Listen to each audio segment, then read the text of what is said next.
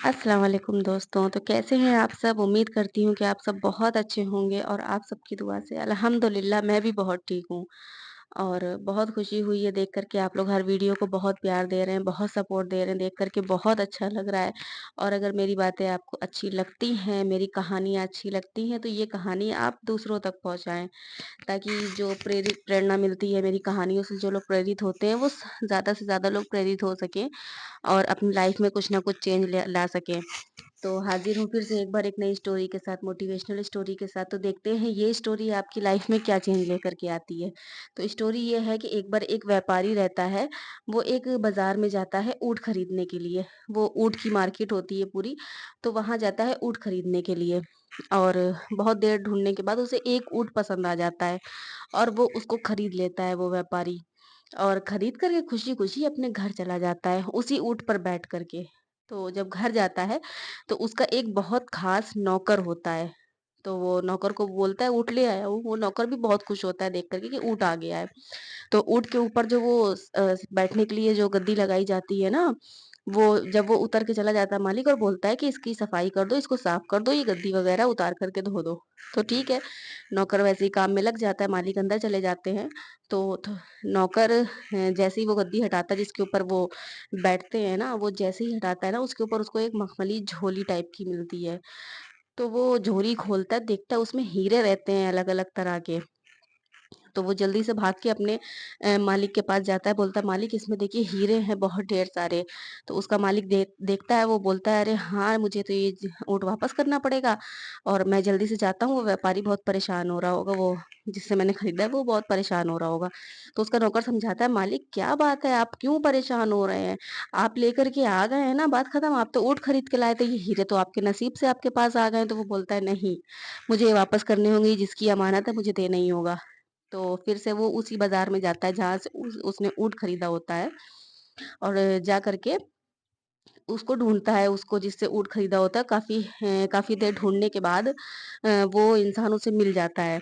तो वो उसे हीरे देता है और बोलता है ये देखिए ये आपके हीरे हैं और ये गलती से ऊँट के साथ चले गए थे, ऊँट के पास टंगी हुई थी। ये झुलिया ना उसी के साथ चले गए थे। तो वो बोलता है इसको मैं कब से ढूँढ रहा हूँ, मैं कब से परेशान हूँ कि मेरे हीरे कहाँ चले गए, हीरे कहाँ चले गए? मैं इसे बहुत देर से ढूँढ रहा था और वो बहुत खुश होता है आदमी। तो वो क्या करता है कि वो खुशी के मारे वो सोचता है कि मैं इसको एक हीरा दे दूँ। क्योंकि वो ये सोच रहा था कि इतना ईमानदार आदमी तो कभी नहीं देखा कि जो अपने घर से आए वापस और हीरे वापस करे या कुछ भी उसके पास चला गया, कोई इंसान ऐसा नहीं करता जल्दी। तो वो बहुत खुश होता है, तो वो कहता है कि ऐसा है मैं आपको हीरे दूँगा।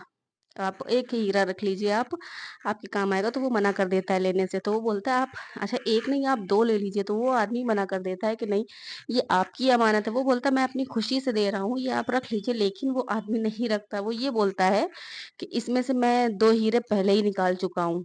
मैंने 2 हीरे पहले ही रख ली। अब ये बात सुन के उसको बहुत गुस्सा आता है कि ये उसके हीरे थे, ये उसकी अमानत थी और इसने बिना पूछे 2 हीरे रख लिए हैं।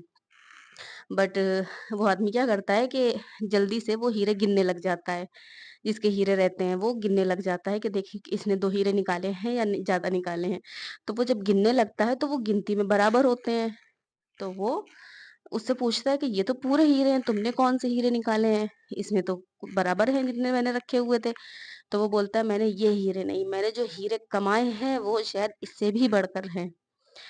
मैंने पहला हीरा कमाया है वो है ईमानदारी और जो दूसरा हीरा कमाया है वो है सेल्फ रिस्पेक्ट। मैं जब तुम्हारे पास आया तुमने मुझे इज़्ज़त दी, तुमने ये समझा कि हाँ, मैं ऐसा नहीं हूँ, मैं चोर नहीं हूँ, तुमने मुझे इज़्ज़त दी। इज़्ज़त की वजह तुमने मुझे ऑफ़र भी किया कि तुम ये हीरे 2 रख लो। और दूसरी चीज़ है मेरा ईमान, मैंने ईमानदारी कमाई है।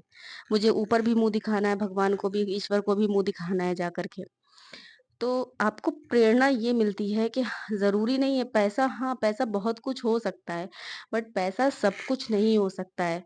पैसे से आप इज़्ज़त, ईमानदारी नहीं खरीद सकते हैं।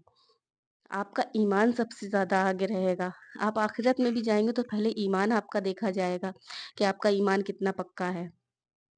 तो अपनी सेल्फ रिस्पेक्ट और अपना ईमान सबसे ऊपर रखें, उसके बाद ही बाकी चीज़ें रखें। जैसे उस आदमी ने ये सोचा कि मेरे ईमान से बढ़कर कुछ नहीं है मेरे लिए, ये चीज़ें दूसरों की अमानत है। हालाँकि उसके नौकर ने समझाया भी कि आप ये हीरे रख लीजिए, किसी को पता है कि ये हीरे आपके पास है, बट वो नहीं देख रहा है जिसके हीरे उसने नहीं देखा, बट ऊपर वाला देख रहा है। वो सज़ा देगा। किसी के आप 1 लाख के हीरे रखेंगे तो 2 लाख का आपका नुकसान होगा, क्योंकि आपने वो नाजायज़ रखा है।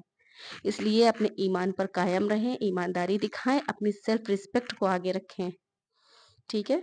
तो उम्मीद करती हूँ कहानी आपको समझ में आई होगी। अगर अच्छी लगी है तो ये कहानी आप दूसरों तक पहुँचाइए, और बहुत-बहुत शुक्रिया ये वीडियो देखने के लिए। चलिए मिलते हैं नेक्स्ट वीडियो में, और तब तक के लिए खुदा हाफ़िज़, अल्लाह हाफ़िज़, अस्सलाम वालेकुम, और दुआओं में याद रखिएगा।